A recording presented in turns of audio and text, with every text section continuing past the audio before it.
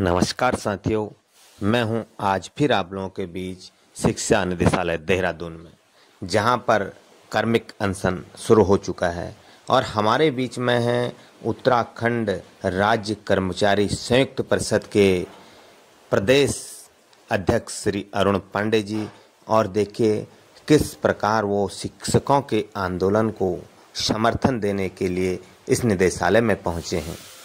और उन्होंने कहा कि गुरु का अपमान, शिक्षकों का अपमान जब जब भी जिसने किया है और वो सत्ता उससे उस समय छीनती गई है।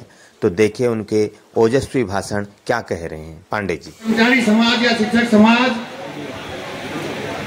सोया हुआ था, एक तरह से मैं कह सकता हूं, उसको जगाने का बीड़ा उठाया है और इसके लिए आप लोग धन्यवाद के पात्र हैं। मैं सुबह सोच रहा था कि मुझे जाना है, कहना क्या है। मेरे दिमाग में दो दृष्टांत आ रहे थे। दोनों शिक्षक थे और ऐतिहासिक शिक्षक थे। आप लोग भी जानते हैं, एक थे द्रोणाचार्य। द्रोणाचार्य की लड़ाई हुई, वादा पूरा नहीं किया विराट राज ने, और उसके बाद द्रोणाचार्य ने संन्यास, जो आश्रम की पद्धति थी, उसको छोड़ करके राज्याश्रय लिया और इतना बड़ा महाभारत काल हुआ, महाभारत की लड़ाई हुई केवल एक शिक्षक के कारण। यह होती है शिक्षक के अंदर क्षमता। दूसरा शिक्षक था चाणक्य।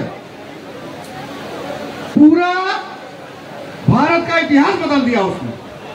तो इन शिक्षकों को यदि कोई ललकारता है तो इन दो उदाहरणों को सीख ले, इनसे सीख प्राप्त करें कि कभी भी सब कुछ करो, गुरुओं को मत ललकारो, गुरुओं को मत छेड़ो। गुरु से ही है, पहले ही कहा गया है, गुरु गोविंद दो खड़े काके लागो पाए, बलिहारी गुरु आपने रास्ता जो भी भूल गया मैं आगे, गोविंद दियो बताए। लेकिन यदि आपको छेड़ा जा रहा है, अभी एक भाई कह रहे थे, सुप्रीम कोर्ट के न्यायालय के निर्णय की बात कर रहे थे। सुप्रीम कोर्ट के दर्जनों निर्णय कर्मचारियों के हित में इस सरकार में धक्के खा रहे हैं। उनको तो सरकार नहीं मान रही है, निगेटिव क्यों मानेगी भाई? इसलिए मैं बहुत ज्यादा नहीं कुछ कहना चाहता। मैं एक चीज और बताना चाहूंगा, चौहान साहब, मांझला जी गवाह है, हम लोगों ने समस्त जो मान्यता प्राप्त परिसंघ है जो आपके लिए हैं, उनका एक समन्वित मंच बनाया हुआ है, कर्मचारी शिक्षक समन्वय समिति, जिसमें 10 मान्यता प्राप्त परिसंघ हैं। हम भी हैं उसमें।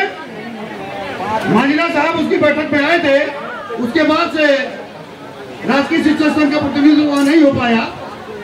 मैं चाहूंगा कि उस समन्वय समिति में आप भी आए और पूरे प्रदेश को, समस्त कर्मचारी शिक्षकों को एक साथ हम लोग आंदोलन में उतारने की तैयारी करें। आपकी एक मांग तो पूरी ही होगी, इसी के साथ साथ प्रदेश के तमाम सारे कर्मचारियों का कल्याण हो जाएगा।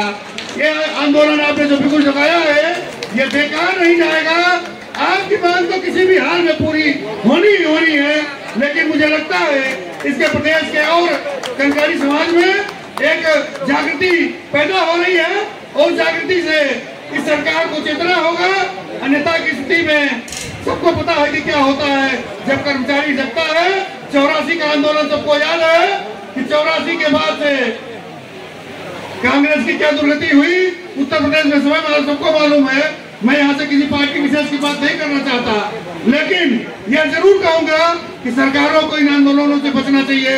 इनके जिन लोगों का काम स्कूलों में विद्यार्थियों को शिक्षा देना है, देश का और प्रदेश का भविष्य सुनिश्चित करना है, यदि उनको सड़क पर उतरना पड़े, इससे बड़े दुर्भाग्य की बात कुछ नहीं है, इससे बड़ा खराब बात कुछ नहीं है। मैं चाहूंगा कि सरकार तत्काल आपकी मांगे पूरी करे और प्रदेश का शिक्षण कार्य दुरुस्त हो सके। इन्हीं के कानून, इन्हीं शब्दों के साथ एक बार पुनः मैं कर्मचारी शिक्षक समन्वय समिति की ओर से, राज्य कर्मचारी संयुक्त परिषद उत्तराखंड की ओर से आपके आंदोलन को भरपूर समर्थन देते हुए हर तरह से जहां भी आपकी आवश्यकता होगी हम आपके साथ खड़े हैं। इन शब्दों के साथ मैं अपने शब्दों को विराम देता हूं। धन्यवाद। जय कर्मचारी, जय संगठन।